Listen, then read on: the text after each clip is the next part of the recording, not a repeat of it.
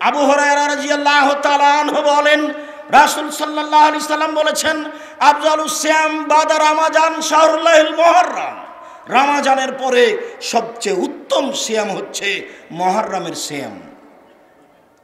আবু হুরায়রা রাদিয়াল্লাহু তাআলা আনহু বলেন, রাসূল সাল্লাল্লাহু আলাইহি সাল্লাম মদিনায় আসলেন, তখন দেখলেন মদিনার লোকেরা সিয়াম পালন করছে। আল্লাহ রাসূল বললেন, বলো তোমরা এটা কিসের সিয়াম পালন করো? তখন তারা বললেন, এই দিন মুহররমের 10 তারিখে আল্লাহ তাআলা আনজা মূসা কওমাহু, মূসা এবং তার সম্প্রদায়কে বাঁচিয়ে দিয়েছেন। ও গাররাকা ফিরআউন কওমাহু, আল্লাহ তাআলা ফিরআউন এবং তার সম্প্রদায়কে কুলজুম সাগরে ডুবিয়ে দিয়েছেন। আল্লাহ তাআলা ফিরআউন এবং তার সম্প্রদায়কে এই দিনে কুলজুম সাগরে ডুবিয়ে দিয়েছেন। ফাসামা মূসা শুকরান, মূসা আলাইহিস সালাম শুকরিয়া আদায়ের জন্য এই দিন সিয়াম থেকেছিলেন। আল্লাহ, তুমি ফেরাউনকে ডুবিয়ে দিলে, এত শক্তিশালী ক্ষমতাধর ব্যক্তি সদল বলে, আর আমাকে বাঁচিয়ে দিলে, আমি তোমার কি শুকরিয়া আদায় করতে পারি? আমি সিয়াম পালন করে তোমার দরবারে শুকরিয়া আদায় করছি। নাহনু নাসুমু, আমরাও শুকরিয়া আদায়ের জন্য সিয়াম পালন করি। তখন মুহাম্মদ সাল্লাল্লাহু আলাইহি ওয়াসাল্লাম বললেন, আরে শোনো শোনো, আরে ইহুদি খ্রিস্টান শোনো, নাহনু আউলা ওয়া আহাক্কু মিনকুম, তোমাদের চেয়ে আমরা বেশি হক রাখি। মুহররমের 10 তারিখে সিয়াম পালন করব শুকরিয়া আদায়ের জন্য। আমরা মুহররমের 10 তারিখে সিয়াম পালন করব শুকরিয়া আদায়ের জন্য। সাহাবীগণ বললেন, আল্লাহর নবী থামেন থামেন, আল্লাহর নবী থামেন, আপনি বলেছেন যে তোমাদেরকে ইহুদি খ্রিস্টানদের বিরোধিতা করতে হবে। এই দিনকে ইহুদিরা বড় মনে করে, তাই তো তারা সিয়াম পালন করে। ফেরাউন ডুবে গেছে, মূসা বেঁচে গেছেন। ফেরাউন ডুবে গেছে, মূসা বেঁচে গেছেন, তার কারণে তারা শুকরিয়া আদায় করে। এই দিনকে তারা বড় মনে করে। আমরা যদি সিয়াম থাকি তাহলে তাদের সাথে মিলে গেলাম। আপনি বলেছেন তাদের বিরোধিতা করতে হবে। তখন তিনি বললেন, পৃথিবীর জনগণ শুনে রেখো, লাইন বাকাইতো সানাতাল কাবেলা, আমি যদি সামনে বছর বেঁচে থাকি, লা সুমান্না তাসিয়া, তাহলে আমি মুহররমের 9 তারিখও সিয়াম থাকবো। 9 তারিখ হবে বিরোধিতা আর 10 তারিখ হবে শুকরিয়া। পৃথিবীর মানুষ শুনে রাখো, 9 তারিখও সিয়াম থাকবো আমি যদি বেঁচে থাকি। 9 তারিখ হবে বিরোধিতা আর 10 তারিখ হবে শুকরিয়া। এই জন্য মুহররমের 2 দিন সিয়াম থাকা হয়। হাফসা রাদিয়াল্লাহু তাআলা আনহা বলেন, রাসূল সাল্লাল্লাহু আলাইহি সাল্লাম বলেছেন, আর বললাম ইয়াদাহুন্না, রাসূল সাল্লাল্লাহু আলাইহি সাল্লাম 4টা জিনিস কখনো ছাড়তেন না। আল্লাহর নবী 4টা জিনিস কখনো ছাড়তেন না। 1 সমা আশুরা, মুহররমের 10 তারিখের সিয়াম। 2 অল আসরে, জুলহিজ্জার 1 থেকে 9 পর্যন্ত সিয়াম। জুলহিজ্জার কুরবানির মাসের 1 তারিখ থেকে 9 পর্যন্ত সিয়াম। 3 সালাসাত আইমিন মিন কুল্লি শাহরিন, প্রত্যেক মাসে 3 দিন সিয়াম। 4 রাকাতাল ফাজরে, ফজরের 2 রাকাত সুন্নাত। এই 4টা জিনিস আল্লাহর নবী কখনো ছাড়তেন না। 1 মুহররমের 10 তারিখের সিয়াম, 2 জুলহিজ্জার 1 থেকে 9 পর্যন্ত সিয়াম, 3 প্রতি মাসে 3 দিন সিয়াম, 4 ফজরের 2 রাকাত সুন্নাত। এই 4টা আল্লাহর রাসূল কখনো ছাড়তেন না। বলছিলাম মুহররমের এই 2 দিন সিয়াম পালন করি। রাসূল সাল্লাল্লাহু আলাইহি সাল্লাম বলেন, সিয়ামে ইয়ামে আশুরা আতাসিবু আলাল্লাহি আইয়ুকাফিরা সালাতাল্লাতি কাবলাহু, কেউ যদি মুহররমের 10 তারিখে সিয়াম থাকে, 9 তারিখে সিয়াম থাকে, তাহলে তার বিগত 1 বছরের পাপ ক্ষমা হয়ে যাবে। রাসূল সাল্লাল্লাহু আলাইহি সাল্লাম বলেন, সিয়ামে ইয়ামে আরাফা, কেউ যদি আরাফার 1 দিন সিয়াম থাকে, 1 বছর আগে 1 বছর পরে 2 বছরের পাপ ক্ষমা হয়ে যাবে। রাসূল সাল্লাল্লাহু আলাইহি সাল্লাম বলেন, সালাসাত আইমিন মিন কুল্লি শাহরিন কাসিয়ামিদ দাহরি কুল্লিহি, কেউ যদি প্রত্যেক মাসে 3 দিন সিয়াম থাকে, সারা বছর সিয়াম থেকে যা নেকি হবে, 3 দিন সিয়াম থাকলে তাই নেকি হবে। রাসূল সাল্লাল্লাহু আলাইহি সাল্লাম বলেন, কেউ যদি প্রত্যেক মাসে 13, 14, 15 3 দিন সিয়াম থাকে, সারা বছর সিয়াম থেকে যত নেকি হবে তাই নেকি হবে। রাসূল সাল্লাল্লাহু আলাইহি সাল্লাম বলেন, পৃথিবীর মানুষ শুনে রেখো, মান সামা রমাজানা সুমাত বাহু সিত্তান মিন শাওয়াল কানা কাসিয়ামিদ দাহরি কুল্লিহি, কেউ যদি রমজান মাসের সিয়াম থাকে আর শাওয়ালে 6 দিন সিয়াম থাকে, তাহলে সে সারা বছর সিয়ামের নেকি পেয়ে যাবে। পৃথিবীর মানুষ শুনে রেখো, কেউ যদি রমজান মাসে সিয়াম থাকে, তারপরে শাওয়ালের 6টা সিয়াম থাকে, তাহলে সারা বছর সিয়াম থেকে যা নেকি পাই সেই নেকি পাবে। সম্মানিত দিনী ভাই বোন, আমাদের দেশের মহিলা বৈঠকে বলেন, বুবু তোমার হায়েজের কারণে রমজান মাসে যে রোজা ছুটে গেছে, এটা আগে করো, তারপরে শাওয়ালেরটা করো, কেননা এটা ফরজ আর এটা হচ্ছে সুন্নাত। বুবুর কথা ভুল। আয়েশা রাদিয়াল্লাহু তাআলা আনহা 10 মাস পরে পরবর্তী শাবানে এই হাইজে রোজা করতেন। পৃথিবীর মহিলা পুরুষ শোনে রাখুন, হাইজের কারণে রমজান মাসে যে রোজা ছুটে গেছে, এই রোজা ওই মহিলাকে করতে হবে জীবনে যে কোনো দিন পারবে। 6 মাস পরে করুক, 10 মাস পরে করুক, 10 বছর পরে করুক, তাতে আসে যায় না। কিন্তু সওয়াল পারা হয়ে গেলে এই 6টা করার সুযোগ হবে না। অতএব এই 6টা আগে, তারপরে ফরজটা পরে। কেননা ফরজটা রাসূল সাল্লাল্লাহু আলাইহি সাল্লাম নির্ধারণ করেননি। আয়েশা রাদিয়াল্লাহু তাআলা আনহা করতেন 10 মাস পরে। এবার চলে আসি শাবানের সিয়াম, যেটা আগামীকাল থেকে শুরু হবে। আমি অনুরোধ জানাচ্ছি আপনি 1 থেকে নিয়ে 15 দিন পর্যন্ত সিয়াম পালনের চেষ্টা করবেন। আয়েশা রাদিয়াল্লাহু তাআলা আনহা বলেন, এসমু শাবানাকুল্লাহু, আল্লাহর নবী শাবানের পুরো মাস সিয়াম পালন করতেন। তিনি বলেন, এসমু শাবানা ইল্লা কালিলা, শাবানের 2-1 দিন শেষের দিকে বাদ দিতেন, বাকি পুরো শাবান। উমামা বাহিলি রাদিয়াল্লাহু তাআলা আনহু বলেন, রাসূল সাল্লাল্লাহু আলাইহি সাল্লাম বললেন, আল্লাহর নবী আপনি আমাকে একটা আমলের কথা বলেন যে আমলের বিনিময়ে আমি জান্নাতে চলে যাব। আল্লাহর নবী বললেন, উমামা আলাইকা বিসম, তুমি সিয়াম পালন করো। ইবাদতের জগতে সিয়াম এমন একটা ইবাদত লা মিসলা লাহু, যার কোনো দৃষ্টান্ত নেই। এমন কোনো ইবাদত পৃথিবীতে নেই যেটাকে বলা যেতে পারে যে এইটা সিয়ামের মতো। সেটা সালাত হোক, সেটা হজ হোক, সেটা যাকাত হোক, সেটা কোরআন তেলাওয়াত হোক, সেটা তাসবিহ তাহলিল হোক, সেটা পৃথিবীর যে কোনো ইবাদত হোক না কেন, এমন কোনো ইবাদত নাই পৃথিবীতে যে ইবাদতকে বলা যেতে পারে যে এইটা সিয়ামের মতো, এইটা রোজার মতো, এইটা সিয়ামের সমপর্যায়ের ইবাদত। রাসূল সাল্লাল্লাহু আলাইহি সাল্লাম তাকে নাকচ করে দিলেন। এমন কোনো ইবাদত নেই যেটা সিয়ামের সমপর্যায়ের হতে পারে, সিয়ামের মতো হতে পারে। আবু হুরায়রা রাদিয়াল্লাহু তাআলা আনহু বলেন, রাসূল সাল্লাল্লাহু আলাইহি ওয়াসাল্লাম বলেছেন, কুল্লু আমাল ইবনে আদম ইজাফুল হাসানাতু বিআশরি আমসালিহা ইলা 700 জিফ। আদম সন্তানের প্রত্যেক নেকি করলেই 10 লেখা হয়, বাড়াতে বাড়াতে 700 আরো বেশি করা হয়। সেটা কোরআন তেলাওয়াত হোক, সেটা হজ হোক, সেটা তাসবিহ তাহলিল হোক, সেটা দান খায়রাত হোক, সেটা জিকির আজকার হোক, সেটা যেটাই হোক না কেন 10 থেকে 700 আরো বেশি করা হয়।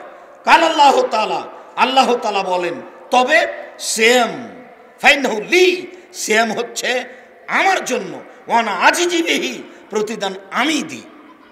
সিয়ামের প্রতিদান আমি নিজে হাতে দিব, সিয়াম আমার ব্যাপার।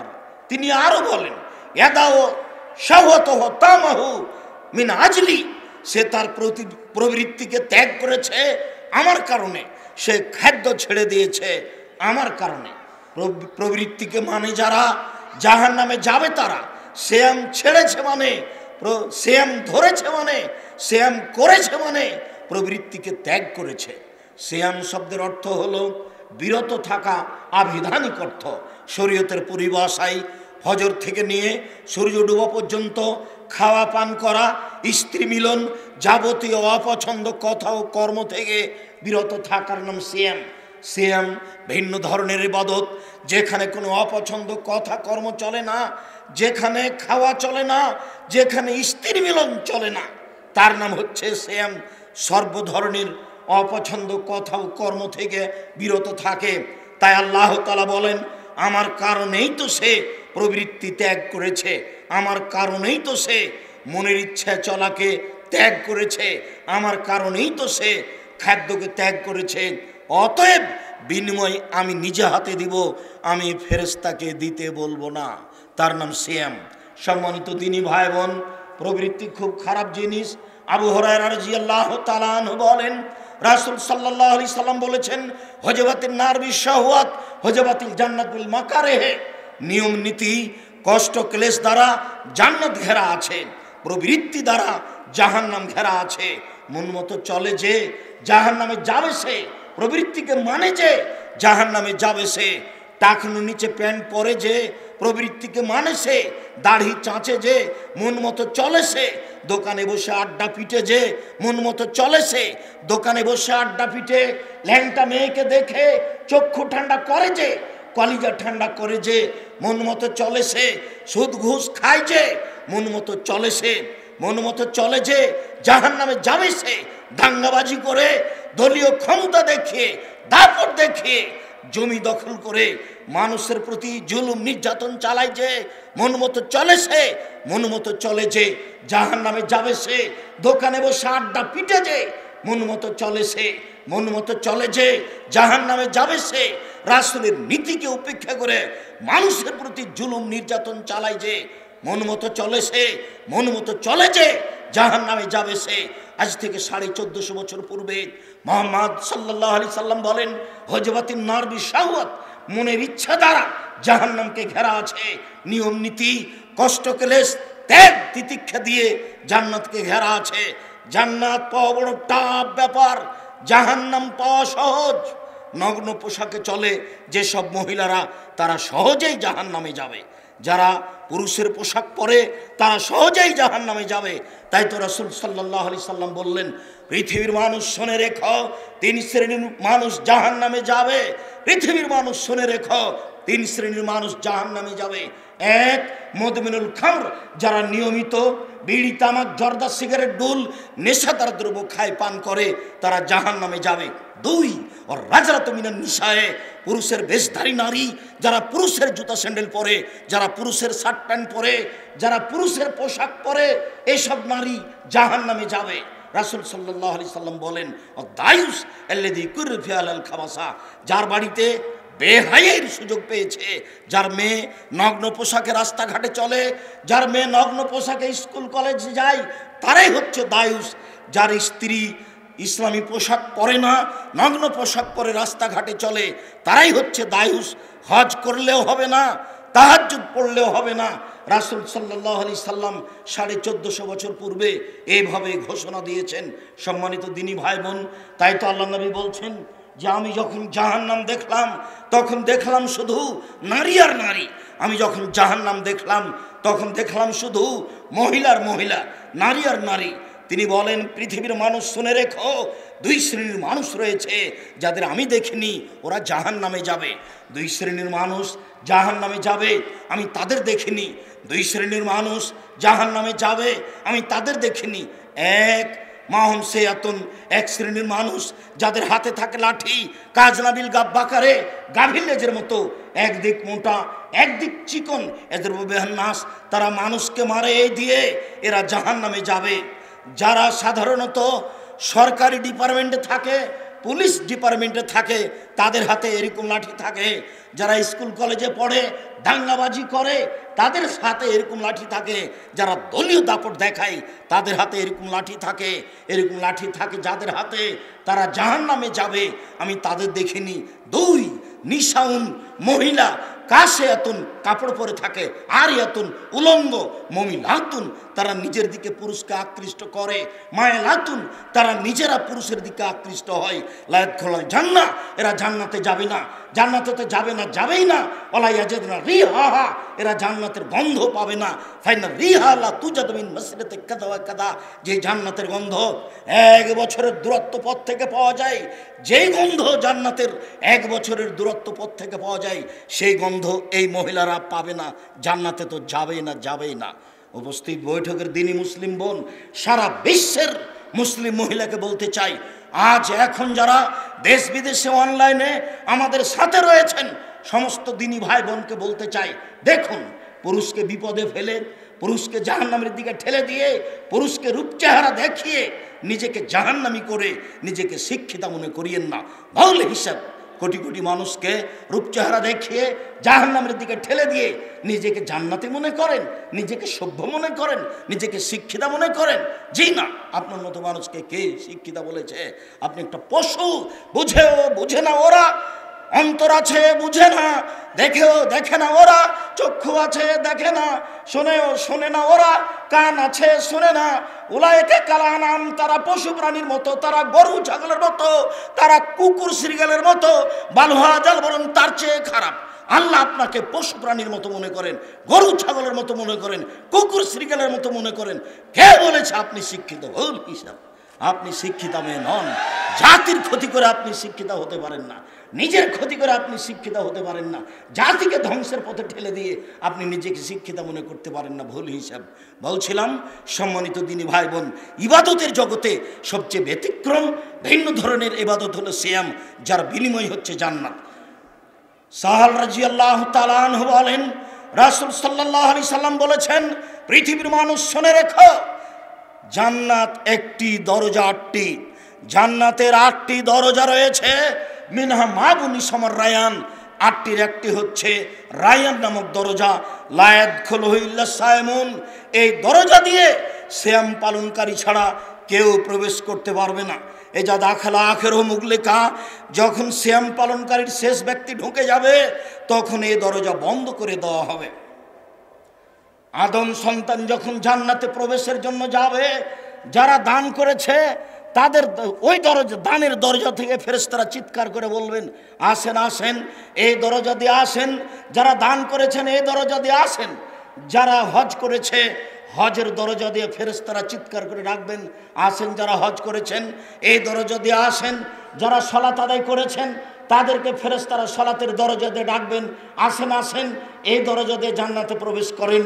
যারা সিয়াম পালন করেছে তাদেরও দরজা রয়েছে, সেখান থেকে ফেরেশতারা বলবেন, আসেন যারা আপনারা সিয়াম পালন করেছেন, রোজা থেকেছেন, এই দরজা দিয়ে আসেন। এই দরজা দিয়ে ঢুকতে ঢুকতে সিয়াম পালনকারীর শেষ ব্যক্তি যখন ঢুকে যাবে এই দরজা বন্ধ করে দেওয়া হবে, তখনও বাকি দরজা খোলা রয়েছে।